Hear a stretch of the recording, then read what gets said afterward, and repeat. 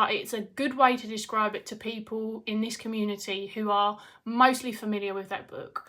I'm sure that it's not perfect as well, but I have found that book really rich for many reasons. I use it for bibliomancy even, but I really love the story. I love the archetype. I like the reflection of myself, the reflection of others, the consideration of experience, the journey stuff that I've done with it, the poetic stuff that it's evoked in me. It feels quite practice rich. Over the years, people, including myself, have made tarot spreads inspired by the stories in there. Like, it has just been a significant enough part of my practice, and kind of a space that I like to come to in, like I said, that therapeutic capacity that isn't a therapy book, that's not a psychology book, that's not a whatever. You know, it's kind of in this magical adjacent field where those worlds occasionally sort of collide. And I wanted something that did that. And I knew that these were two very different decks, but this was really affordable at the time when I got it. I can't remember when I got it now. And I sometimes get nice ideas and then they don't pan out, which is much the reality for everyone. Like, if I thought, oh, I fancy learning Lenormand now because, you know, Logan's doing the series, and if someone was going to teach me Lenormand, he would be my option. But it's not realistic for me right now, especially with the rune study still sort of tippling along in the background. So I ended up coming to the decision that I would try Compendium of Witches. I'm just going to start going through it. And I felt like it was more accessible to me, not just for price at the time, but it was also that it had half items in it, as you can see. And I'm already very au fait and familiar with the items. Also, the titles on this are far more simple. I don't mean simple in a bad way, I just mean they're very familiar. The Priestess, the Wayfarer. Oh, the Wayfarer is one of my favourites, just artistically. And I really liked this interesting combination that was going on here. So I decided that I would give this a try. By the way, I love the artwork on both of these decks for very different reasons. This person did that witchy deck that's out, right, with Llewellyn. Llewellyn? Oh, pronunciation. This is another one of my favourites because, firstly, this was I think the first or second card that I ever pulled from this, and secondly, they've got a magpie on their shoulder, which just gives. But so I give this a try, and what I came to realise was that yes, I would be committed enough and I had remained interested enough to do the practice that I very much felt that this deck would encompass, and that this deck does not encompass it for me in the same capacity at all. Which is why I said it's like a comparisons, but it's not, because I love both of these decks. They do feel very different, and subsequently I've now found out, and by the by, I've only had this one for a week, so I'm not saying I have some long expanded practice with this, I don't. But like I said, subsequently I found out that I can expand upon the Weavers with the Compendium of Witches. I just really love this deck. It still gives big energy. It's not that I couldn't dive into this for a long period of time, but I suppose explaining how they differ for me is, so far, like I said, I've only had this one a week, but I have spent a lot of time over the years, even when it wasn't on my wish list, kind of just having an interest and paying attention to certain conversations and certain things that people have shared about this.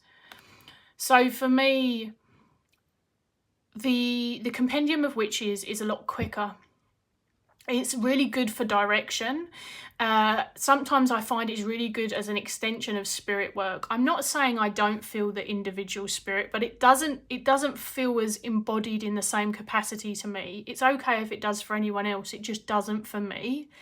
These feel more like a facet, an archetypal facet. I definitely feel like this has, aside from the Hecate card, which very much is just Hecate when this comes up for me. Although I don't technically work with Hecate, I have done offerings once.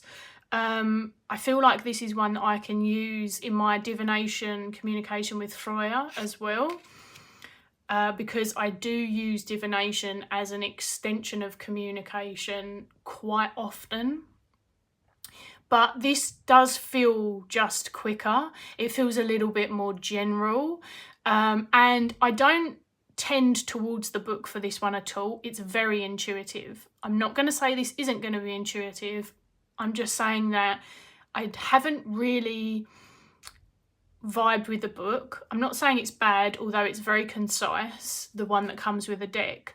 But also the item cards, the symbol cards, whatever you want to call them, I get very specific, quick hit messages from them. As soon as I look at it, the mountain was referencing how I was feeling like I was climbing and falling down a mountain at the moment. That was immediate. It doesn't matter if it doesn't say that in the book for any of this anyway, but certainly it's like the next time I pull a mountain, it could mean a completely different thing to me. So it just has that faster pace to it. And it's sort of, not just because it is a mixed deck, because I could pull, you know, separate them. Some people do that. And I could focus on like the scholar. But I would likely still want to expand upon it with larger direction, whereas with the Weaver, what I'm finding is I'm expanding on it in a smaller direction, like I'm nuancing the conversation down, and this one I'm making it larger. I really don't know how to explain it properly, which I should have thought about, but it just, this is how I'm going grey at the moment, so I'm living for this. It's just kind of how it showed up for me, and it still adds a lot of value, and it sort of, parts of it work in the way that I often use the Memento Mori, but it's not the same at all. That's its own thing, and so it's sitting in this really sweet spot of practice for me where it's still really valued. Although there is a card in this, and I'm not going to lie, it's not the staff, it's a different one. I had to get someone to tell me what on earth it was, because yeah, I'm not going to be able to find it. Isn't that beautiful though? My brain was not. It's like, what's this spool thing or whatever it is? The Weavers, Kelly says, are such a huge undertaking, having been made over such a long period of time, along with many of the items in the deck being created in real life. It has a certain magic to it. It really does. And I know it's not the same as the Women Who Run with Wolves, but you know when something brings a body of work into your experience that feels complementary in some weird way that's really hard to articulate because it's years of experience, but there's something about it that it's like, it just feels so damn tangible. It's like, it's so tangible I can chew on it. Like there is just something. Hello, 𝗬𝘀𝗁𝘀𝗴𝗺. And agreeing with Kelly, it's not for everybody, nor is it for every day. I think of it more as an intentional, solitary delve into a deep kind of deck. For sure. It's not like I was saying, although you might not have been here for that part, it's not something that I necessarily would even share a lot of the process around, but what I have realised from the dissolving woman, who is my current companion, I don't know, is that a good word for it?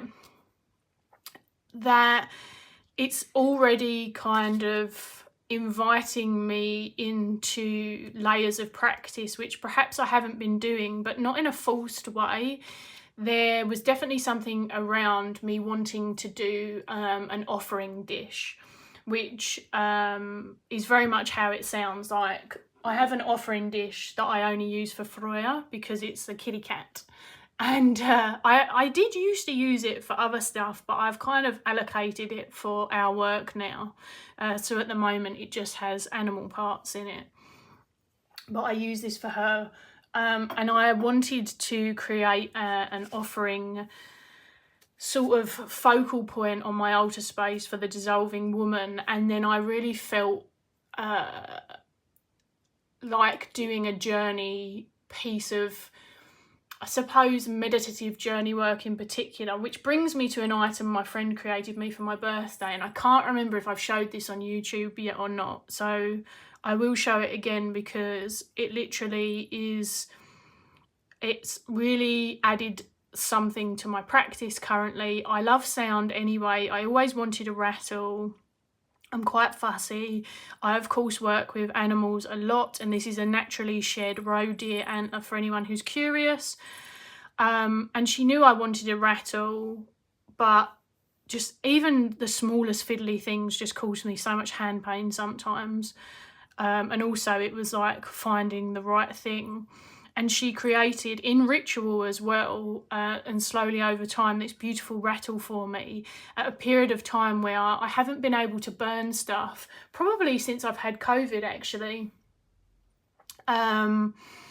Because it just absolutely just is like a migraine nightmare. And I was Mrs. Fire, like I'm telling you, I have been absolutely in love with fire from a very young age, and I appreciate fire can be destructive and scary, and I don't not acknowledge all of that as well, but I have been so besotted with it, and I haven't been able to burn things. Like I struggle with my scented candles. I have some of them on the burn, but I distance myself. So I now have what I would have used is fire for a lot of stuff, and I have this gorgeous rattle, and honestly,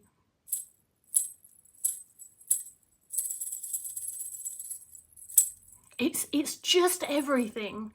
So I'm thinking that this will come into my workings. This was actually the friend who was talking to me in depth about this deck and pulled me the same freaking card that I pulled for myself when I got the deck. I think that will come into it a lot. So I am foreseeing some sort of very intimate journey work, because I think that I need to, how can I say this? Get into why I refuse to have any hope at the moment and properly dissolve and then rebuild, because it's not a useful place to be if you don't feel hopeful. I think I said to one of my friends the other day, I feel hopeful of hope, which is just such a retracted comment, but it's like, I hope to feel hopeful again. Does that make sense? I want to catch the comments. You work, Kelly says, with a weaver for each quarter because even a month didn't feel enough. Yes, I mean, some people I know work with them for a year, some people a specific cycle. It's really interesting, but no one has said to me they just pull a card so far. No shame if that's how people practice. Like I said, you do you. It's none of my freaking business. But so far I have never heard of someone saying, I pulled a weaver, I chucked it back the next day, and then I pulled another one. Like, it's just not something that I hear very frequently. 𝗳𝘀𝗀𝗺𝗀 was just popping in. I've always loved your insight and point of view. Well, I'm very damn honoured, thank you. The rattle is gorgeous, isn't it, Kelly? It makes so much sense. It was just, it's such a good gift. Such a good gift. So after I had this realisation with the Compendium of Witches, which, like I said, still, it does stuff in my practice. It's just not the same. It's not the same. And I'll be really curious to hear from anyone if they at all understand what I mean when I say about wanting the women who run with the wolves to take a deck form and this feeling like the closest thing. And that's not me trying to take away from their individuality, because they're two very different things created by two very individual people. But the reverence and the approach and a lot of the experiences that I get from them just feel very similar. That and the book. And I do feel ready for this deck now in a way where, and this is an interesting thing that happens for me a lot actually, I'll look at something and tell myself it doesn't make sense. So Snow, the weathered woman of the skin mask, that's quite an intense piece of imagery. And I'll think, huh? And I don't mean this to sound like any way in particular. It is literally just that when I start feeling called to something, if it's going to have value in my practice, I am not always right, but you know, 9 out of 10 times, it just makes sense to me. Like I think Snow, of course, there's so much I could get from that. The weathered woman of the skin mask, yes, there's so much that I'm getting from this imagery, and I'm noticing, I think, is that holly around her head? Yep. Like, and it's not that none of this would make sense before. It's just, it's like a block, like an energetic or a conscious block that lets me know that's not the time for me. If I look at something and it's not making sense to me, why would I bring it into my practice? And then at a later date, it makes sense. In a similar way to things that I used to do in my practice, I don't do now. Some just because they don't make sense to me now, some because I look back and I'm like, oh my God, why did I say that or do that? You know, you'd learn better, you do better, all of those things. And so I feel ready, which may sound a bit backwards because I also feel very, very broken down. Like I feel as raw and as down to the bones as I have, I don't want to say possibly ever felt, because I don't think I can compare a few of the times I'm thinking of. But certainly it's a very pinnacle point for me in which I've had to go past that. Don't be self-indulgent, you know, don't focus. There's loads of stuff going on in the world and this and that and the other. And it's all very, very true. And at the same time, it's like the denial of what I'm feeling isn't useful for me either. And it's just one of those fucking times, but it feels like it's going to be very poignant. And that's the other thing that I wanted to say, and I didn't get it done in the 20-minute mark, nearly. It's like I've gone over it by 3 minutes. Is that, like I said, I don't use the book for this. And again, it's very much, if it a comparison at all, unfair. But the book for this, and honestly, there are loads of reviews out there, so just check one out. Is Solitude, I feel like Solitude, there we go, is one of the last people. There's 52 cards in this deck, by the way, and there's like 54 or 56 in that one. Nice amount in both. I will use the book in this. I wanted something to hold and guide and flesh out what I was doing alongside the spirits I work with, alongside my own energy, alongside my own toolkit. Like, I wanted to come to something else, and for such a long time I haven't, and I've relied on my intuition and all of the things that I already know and all of the things that I already do. And there's no shame in utilising other voices. And I mean, gosh, if people didn't ever want anyone else to hold space for them, I wouldn't have a job, you know. So it's it really, I saw a lot of snippets from this book on the website. Carolyn herself, is it Carolyn? Please tell me I've got her name right. Yes. Puts snippets on there, so I don't mind showing a page off. And then, like I said, friends who owned it sent me some snippets as well, and I just thought it's so rich and I get so much from it, but also I want to be guided a bit. Like, I don't want to just be in my own echo chamber anyway, ever, but in particular. For you, 2023 has been the year of weavers. Phew, they are not for the faint of heart. I agree, 𝗺𝗫𝗄𝗃. Like I say, I've had it for like a week now, I think. It's 6 or 7 days. And it has, yeah, I don't want to say slap my ass because that's not the term that I want, but my brain has evaded. I have been talking for a long time. It has kicked my butt, that's the saying. Slap my ass, Jesus. I don't even want to read what nearly made me cry when I read it on the live, because I was not prepared for that. So if you want to pause this after and you're watching this back, what was the bit? It was this. I read, because I wasn't going to read it all on the live, I read 𝗪𝗏 and I got to here or here and just stopped reading. I just stopped reading, and and there's no shame in getting upset in front of other people. I'm not comfortable doing that on an Instagram live, which is where I was reading that at the time. And it absolutely knocked me for 6. And it must have taken me a good 30 seconds to just kind of recalibrate where I was. And I appreciate, obviously, like I said, there's a lot going on in the world, so that's weighty.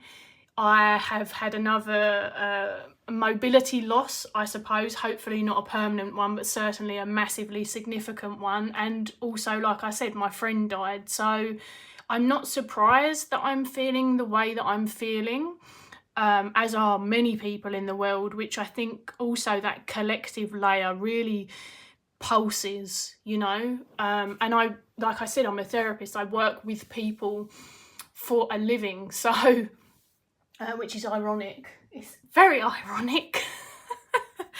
Being says I'm so much better with animals. No, just, yeah, I'm such an introvert. It's an interesting profession to have found myself in, but it's also a family profession. But it's a pulse, it's felt, you know, that web, whether people recognise it or whether they have different names for it, that web is very much felt. So I think that it makes a lot of sense at the moment that that's kind of in the thick of the energetic experience that we share just being alive now, if that makes sense. Sounds like a powerful experience. Yeah, they don't fuck around. Hi Annie, welcome, welcome. This guidebook sits next to your altar. It's amazing, says Kelly. I can see why. I have no intention of putting it away, and it comes with a little black baggie, which actually is really nice quality. Let me grab. It comes with a huge box, and like I said, there are reviews. People are encouraging me to keep on talking, which I feel like gluttons for punishment. I don't. I'm honoured. I've been incredibly isolated. I spend, unless I'm with clients, most of my time on my own. So whilst it's not quite the same as having a conversation with other people, it's been nice being heard, so thank you.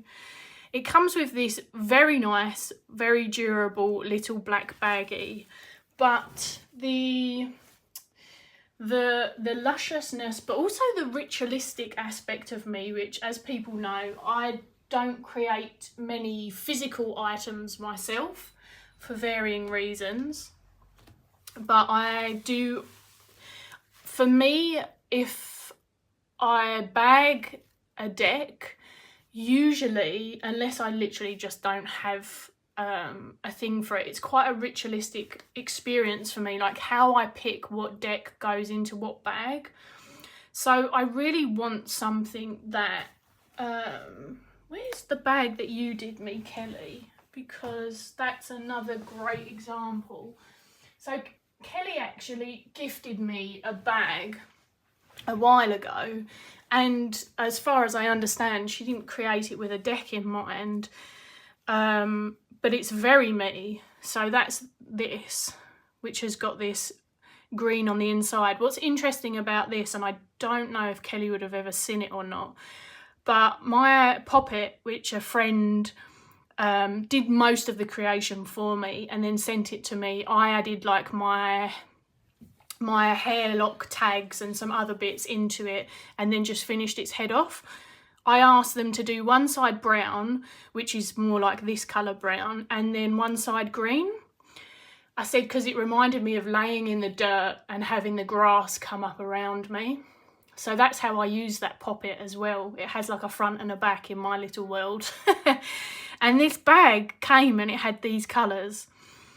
This keeps my, they're not actually the same colours, but the pirate like emblem on it is, and some of the colour is very much a vibe. Like I feel like it sees this deck, and it's got the 𝗵𝘁𝗀𝗀𝗀𝗀 in it. And so it's that actually had a box, but it's a whole thing for me. It's quite ritual. And the other one I've got that I had commissioned by 𝗵𝘁𝗿𝗄𝗀𝗀𝗀, this has got my Story Medicine Tarot Animal Woman edition in it. And so I chose this really deep red colour with the sort of like fiery orange, gold, red tones in it, because it was reflective of the back of the deck. And I chose the snake for the front because I find that to be quite a somatic and transformative experience for me when reading.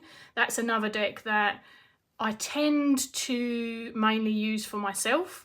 I have read for someone with it, but like I said, it's not about giving people who get readings from me FOMO. That's not it at all. If there are certain decks where if I read for you with it and I didn't know you enough, it wouldn't be a valuable reading. It's really hard to explain that, but there's something about a handful of decks in my collection. Many others I could throw cards down for a complete stranger, but there's a couple of them that I don't. So I've only actually used this deck to read for one other person who I've read with them, with the Memento Mori for them as well. But yeah, it's one of those decks where the black bag for this is fine. I will use that black bag for something else. If anything, I might use it for like a little pouch for some of my ritual things. A lot of my witchcraft practice is just as accessible as it possibly can be. So having something in a bag as kind of like, I want to say a temporary charm where I can utilise the vessel again. I do occasionally make charms that they're one and done, and then they just exist and I might like feed into the energy, or they're one and done. But I do like the idea of utilising certain like containers and stuff repetitively. So I think I will probably use this bag as like a working charm bag. So I might just lean up here because that's where some of my bones are. I might like put some bones and some herbs and whatever else I'm going to do in it and use it for that. But I get that vibe, you know. I want a bag for the weavers that was sparked from the weavers, which I know the creator chose this, so it's not meant to sound disrespectful, if that makes sense. I don't know. It is keeping my 𝗵𝘁𝗿𝗄𝗀𝗀𝗀 cozy. It very much is. And I have to say, like, I'm quite a greedy little bug, in that if I was to tell you my favourite decks, there would probably be about 20 of them, and I would genuinely mean it. It's not a difficulty with picking, it's quite a versatile rotation. But my 𝗵𝗃𝗍 is up there. Actually, Logan, he got me my 𝗵𝗃𝗍 for a birthday meets Yule kind of present thing. I want to say last year, but I can't remember. So that's all gift. Everything that's here is all gift, which I'm incredibly thankful for. And it just, it's such a good reader. Such a good reader. So yeah, that's my practice at the moment. And this was a long video, but in the grand scheme of things, I didn't do October's wrap up, and I didn't do November's wrap up. I appreciate I also didn't share my rune and my cards from my year ahead spread, but I don't think you have to be a member of, I was going to say LinkedIn. I've gone into business mode. You don't have to, which I don't know why, because I don't use it.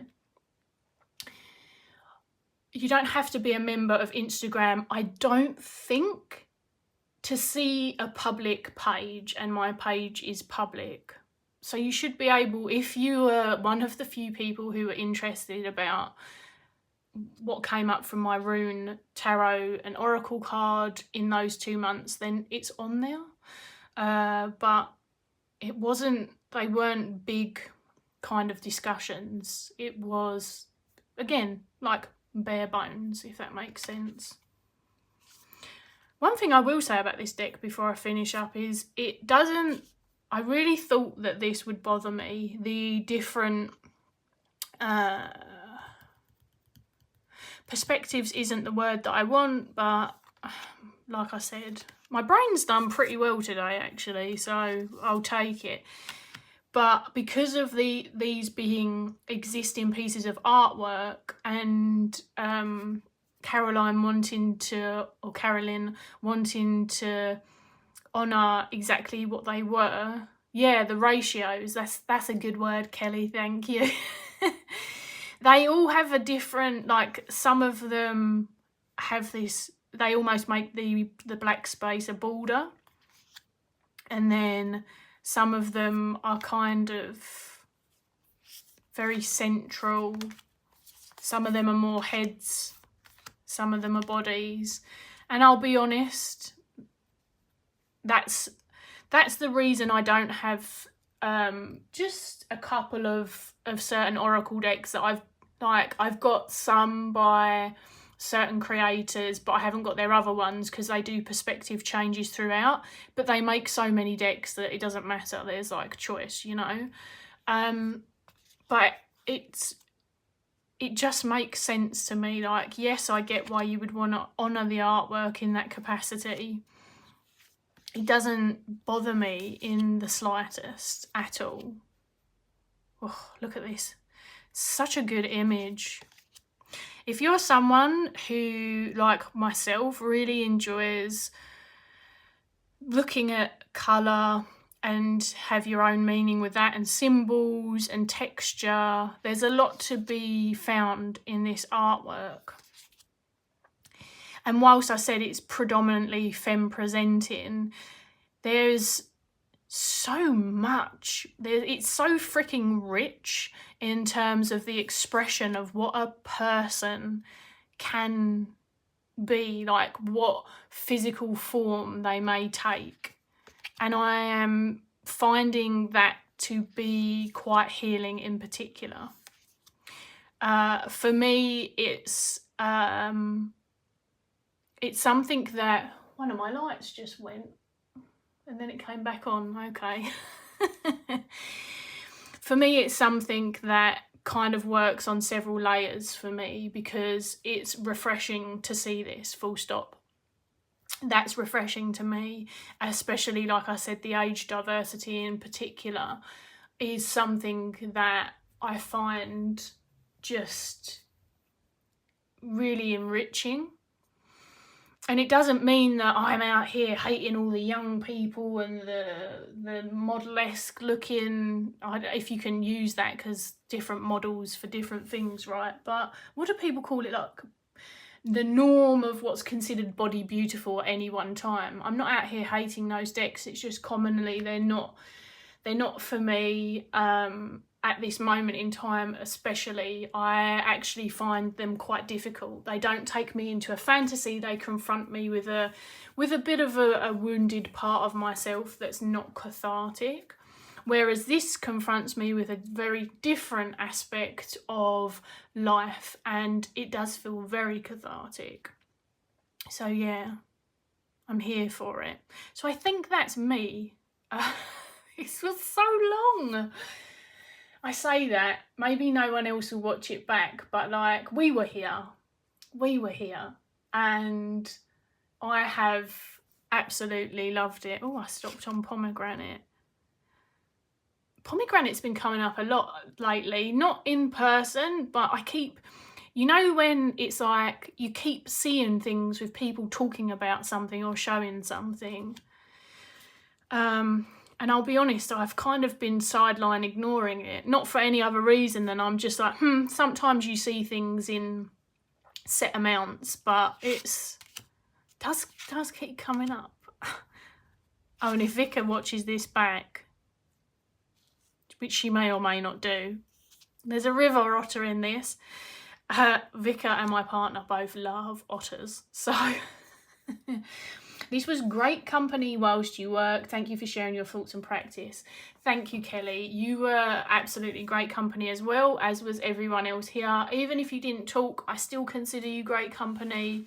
Thank you for hanging out with me, folks. Let me pull the cards I'm working with back out of that for a second. If you do watch this back and you have questions or things you want to share or whatever, go for it. You can find me in all of the various different places and all of those shenanigans. I don't intend on disappearing from YouTube for like long periods of time. It just may be more sporadic, and honestly, it may be more live content, which I appreciate. I'm more rambly live because I don't edit out some of my stuff or my pauses or whatever, and also I think the quality is like only 720, whereas if I record it's like 4K, but I don't feel like I've got a lot of editing capacity at the moment. So do check that collabs thing out if anyone's interested, and also always feel free to let me know about cool tarot tags. I do try and do my own legwork on that as well, but yeah, I'm here for mixing it up. So yeah, thank you to everyone for hanging out with me, and to my friends who have hung out here as well, message me. I hope that you're all okay, and I'll see you all again soon. Bye for now.